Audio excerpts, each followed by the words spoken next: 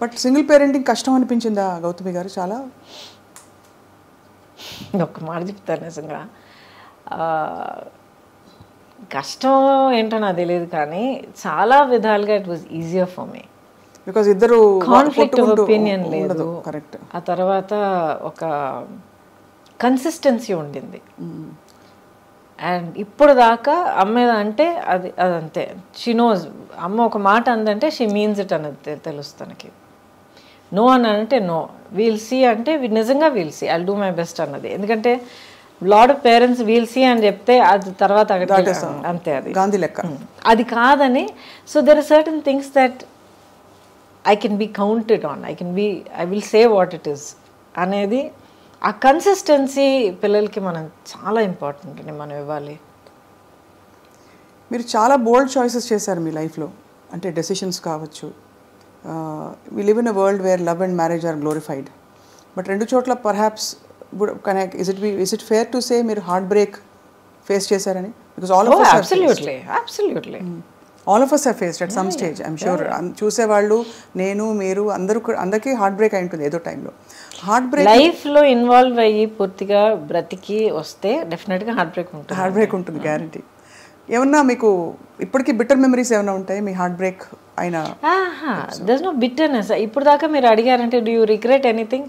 I don't regret my decisions, I don't. Because అవన్నీ అవునా అలా జరగకుండా ఉంటే బాగుండేది. ఏది జరగకుండా అంటే వాట్ ఎవర్ అసలు ప్రేమించడమే తప్పంటారా, లేక బయటికి కొన్ని జరిగిన విషయాలు జరిగిన పద్ధతిలో జరగకుండా ఉండుంటే బాగుండేది. బట్ జరిగాయి. సో జరిగిన దాని గురించి కూర్చొని ఆలోచించి బాధపడిపోయి ఐ విష్ వాట్ ఇఫ్ ఇదంతా టైం వేస్ట్ అండి. ఇప్పుడు నేను ఇలా కూర్చుని మీ ముందర ఈ యాటిట్యూడ్తో, ఈ కాన్ఫిడెన్స్, ఈ స్ట్రెంగ్త్, ఈ సాలిడిటీతో నేను మాట్లాడగలుగుతున్నాను అంటే ఇన్ని దాటుకొచ్చి, ఇన్ని ఫేస్ చేసుకొచ్చి, అర్థం చేసుకుని నిలదొక్కుని వచ్చాను కనుక నేనుగా ఉన్నాను. So every part that has made me who I am is precious to me, అంతే. ఇట్స్ యాక్చువల్లీ వెరీ, అంటే మీరు చాలా ఓపెన్గా ఉన్నారు. I watched your previous interviews also. కొన్ని సందర్భాల్లో రాయబడినవి అని చూశాను.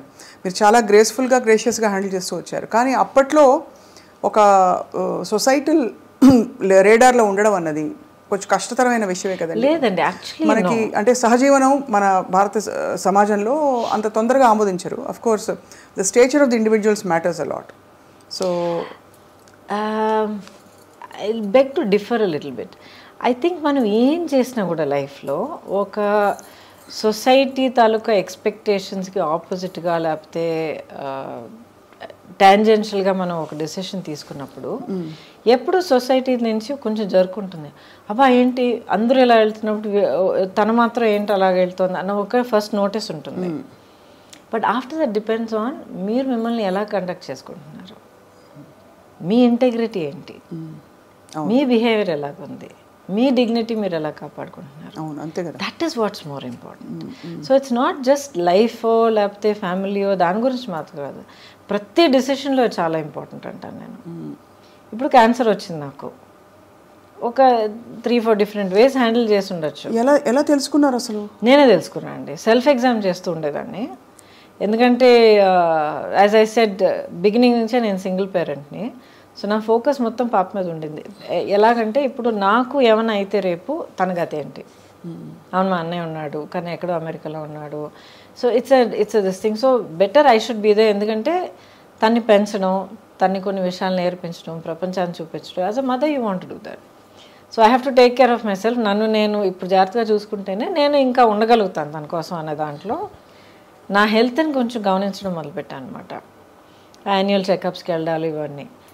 ఆ తర్వాత ఎప్పుడు 50 years దాటిన తర్వాత మ్యామోగ్రామ్ చేయాలి, సెల్ఫ్ ఎగ్జామ్ చేయాలని ఒక న్యూస్ జనరల్గా ఉండేది. అది ఎందుకు నా మైండ్లో వచ్చిందో తెలియదు. ఐ వాజ్ ప్రాబ్లీ ఒక 32-33 years. సడన్గా పాప్ అయింది మైండ్లో, చేస్తే ఏం తప్పని. సో ఎలా చేయాలి ఏంటంతా నేర్చుకుని I started doing a self breast exam along with my blood work, checkup and all of that. అప్పుడు నాకు లంప్ దొరికింది. లంప్ దొరికినప్పుడు డాక్టర్ దగ్గరికి వెళ్ళి ఒక్కొక్క టెస్ట్ చేసి వెతుక్కుని నెక్స్ట్ ఏంటి అని అడుక్కుంటూ వెళ్తే ఒక్కొక్క టెస్ట్ క్యాన్సర్కి పాజిటివ్గా రావడం మొదలుపెట్టింది. అమ్మ బాబోయ్. అమ్మ బాబాయ్ ఏంటండి, మనం వెతుకుంటూ వెళ్తే 50% ఉండొచ్చు అన్న ఒక అవేర్నెస్ మనకు ఆల్రెడీ ఉంది. సో ఆల్రెడీ ప్రిపేర్ అయ్యి ఉన్నాం కదా మనం. అయ్యున్నా కూడా అంటే అది క్యాన్సర్ అని మన దాకా వచ్చిందంటేనే it is scary. Why is it scary? Because it's one of the more ఇంకా మిస్టీరియస్ ఇల్నెసెస్. దానికి ఏం లేదండి, బిల్డప్ ఎక్కువగా ఉంది. అంతేనా? అంతే. ఇప్పుడు ఇన్క్యూరబుల్ స్టేజ్ ఆఫ్ డిజీజ్ అనేది ప్రతి దానికి వస్తుంది. ఒక చాలా సింపుల్గా చెప్పాలంటే, మీకు జలుబు వచ్చింది, ఆయన నెగ్లెక్ట్ చేశారు. ఐఎమ్ సో బిజీ మీ పనుల మీద తిరుగుతున్నారు, ఇంకా వర్షంలో నానారు, అది చేశారు, కోల్డ్ ప్రదేశానికి వెళ్ళారు, వాట్ హ్యావ్ యూ నెగ్లెక్టెడ్. అదేమో వెళ్ళి చెస్ట్లో కూర్చుంది, అక్కడ నుంచి నిమోనియా నుంచి లంగ్స్లోకి వెళ్ళింది, ఇంకేదో అయింది, లంగ్స్ కొలాప్స్ అయ్యారు, క్రిటికల్ స్టేజ్కి వెళ్ళారు. Anything can happen. ఇప్పుడు ఇన్నేళ్ల తర్వాత, that was 2014-15, 20 years, right? 2004-5, 20 years later, ఇప్పుడు నేను మీ ముందర కూర్చొని మాట్లాడుతున్నానంటే ద రీజన్ ఇస్, నేను ప్రియంటివ్గా అవేర్నెస్తో ముందు చూపుతూ నేనుగా వెతుక్కుని వెళ్ళి కనిపెట్టుకుని దాని ట్రీట్మెంట్ అడుక్కొని చేయించుకున్నాను కనుక ఐఎమ్ హియర్ టుడే. మీరు నమ్మరండి, ఎంతమంది పిల్లలు, ఫ్యామిలీ మెంబర్స్ నా దగ్గర ఏడుస్తారు తెలుసా. మా అమ్మ పట్టించుకోలేదండి, ఆఖరి స్టేజ్ వచ్చేంత వరకు మాకు చెప్పనే లేదండి, ఇంత పెద్ద యాబ్సెస్ అయ్యి ఊండయి ఇదయ్యి అదయ్యి ఆఖరికి మాకు చెప్పేటప్పటికి మొత్తం దాచేసుకునేదండి. ఆఖరి మాకు చెప్పేటప్పటికి డాక్టర్ దగ్గర పరిగెత్తి వెళ్తే, సారీ అమ్మ, ఫుల్గా లోపల స్ప్రెడ్ అయిపోయింది, వీ కాంట్ డూ ఎనీథింగ్. మా అమ్మ కోల్పోయామండి. ఎంతమంది ఏడ్చారో తెలుసా నా దగ్గర. We have to be practical. అప్పుడు మీరు కనుగొన్న తర్వాత అగ్రెసివ్ ట్రీట్మెంట్ చేయాల్సి వచ్చింది కదా. అంటే ఇట్ ఈస్ సో ఐరానిక్, నాన్నగారు రేడియేషన్ ఆంకాలజిస్ట్, అండ్ బహుశా మీకు కొంత ఎక్కడో ఇంట్యూటివ్గా కొంత జ్ఞానం ఉంటుందో, మరి I don't know how it happened. Awareness health పట్ల ఎప్పుడు ఒక చాలా ప్రాక్టికల్ అప్రోచ్ ఉండేది మా ఇంట్లో. అవును, ఇలా చేస్తే ఇలా జరగచ్చు, సో ఇలా జరగకుండా ఉండాలంటే అది చేయకు, చేయాల్సి వస్తే ఒక సేఫ్టీ ఏం చేసుకోవాలి. ఏమైనా ఒంట్లో బాగోకపోతే ఫస్ట్ ఇస్ న్యాచురోపతి, ఆ తర్వాత హోమియోపతి, ఆఖరిని అలోపతి వచ్చేది అనమాట మాకు. So very practical approach to health. So me treatment protocols అగ్రెసివ్గా ఉన్నాయండి? మీరు క్యాన్సర్ ఎవ్రీథింగ్, సర్జరీ చేశారు, ఆ తర్వాత కీమోథెరపీ ఇచ్చారు, ఆ తర్వాత రేడియేషన్ థెరపీ ఇచ్చారు. ఎవరు హూ వాజ్ విత్ యూ ఆ టైంలో మీకు తోడు? I had people all around me. And first day 1 నుంచి సుబ్బలక్ష్మి వాజ్ విత్ మీ. ఇంత పాపగా ఉన్నా కూడా ఎక్స్ప్లెయిన్ చేశాను, ఇలా అమ్మకు ఇలాగ ఒక లంప్ లాగా వచ్చింది, ఆపరేషన్ చేస్తాం, ఆ తర్వాత హెయిర్ కట్ చేస్తాం, ఆ తర్వాత జుట్టు ఊడిపోయినా ఊడిపోవచ్చు, ఇట్స్ ఆల్ రైట్, మళ్ళీ వచ్చేస్తుంది. ఇలా ఆపరేషన్ చేసిన తర్వాత ఇలా బ్యాండేజ్ ఉంటుంది, కీమో, మొత్తం everything has to explain to her అనమాట. స్కూల్ ఫినిష్ చేసుకుని, కిండర్గార్టెన్ స్కూల్ ఫినిష్ చేసుకుని వచ్చి హాస్పిటల్ బెడ్ మీద పడుకుని కార్టూన్ చూస్తూ ఉండేది, ఇక్కడ కీమో ఎక్కుతూ ఉండేది. So that was always the anchor అండి, always the anchor. After that I had people. మా ఆంటీ యాక్చువల్, మా పిన్ని గారు బెంగళూరులో ఉంటారు. మా అంకుల్ అప్పుడు ఆయన పెద్ద అయినా కూడా నాకు కీమో జరుగుతోందంటే ఆ 1 week తన ఇల్లంతా వదిలేసి ఇంకెవరికైనా ఏర్పాటు చేసి చెప్పేసి వచ్చేసి నా ఇల్లు చూసుకునేవారు. శ్రీలత ఆంటీ అని ఇంకో ఆంటీ ఉండేవారు. ఒక్కసారి కూడా నేను ఒంటరిగా ఏ హాస్పిటల్ గడపెక్కలే, అన్ని పనులు మానేసుకుని బాబా నేను ఉన్నానని చెప్పి తీసుకెళ్ళిపోయారు నేను. So I had people who were there, small close circle. అందులోంచి కష్టపడి మరి బయటకు వచ్చి ఇంకా క్లీన్ చిట్ అని ఎప్పుడు తెలిసింది మీకు? ఐ థింక్ 10 ఏళ్ళ వరకు, 5 ఏళ్ళు. ఒక ఫ్యాక్ట్ చెప్తానండి, అసలు ఈ జర్నీ అంతా మొదలయ్యేటప్పటికి డయాగ్నోస్ ఏంటని, of course it takes time.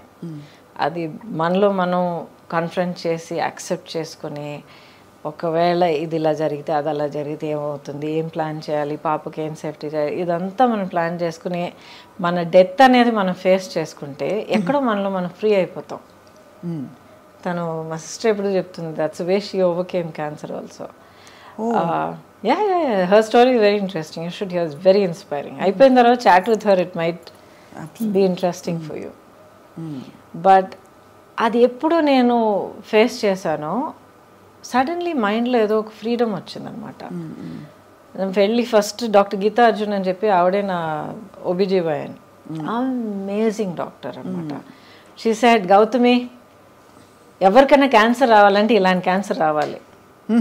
ఈ క్యాన్సర్కి ఈ ట్రీట్మెంట్ ఉంది, ఈ ప్రోటోకాల్స్ ఉంది, ఇది చేయడానికి ఈ డాక్టర్స్ ఉన్నారు, సర్జికల్ ఆంకాలజిస్ట్ అయినా ఆంకాలజిస్ట్ అయినా వీళ్ళు పలానా వాళ్ళు ఉన్నారు, ఈ team, amazing team.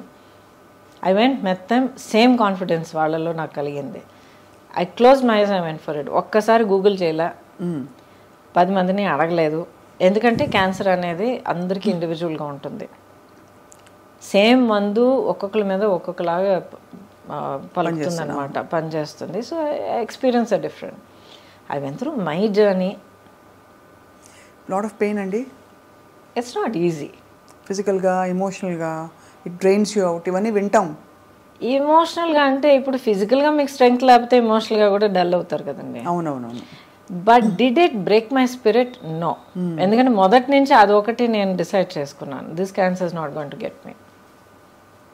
That's the spirit. Yes, it's not going to get me. చూద్దాం.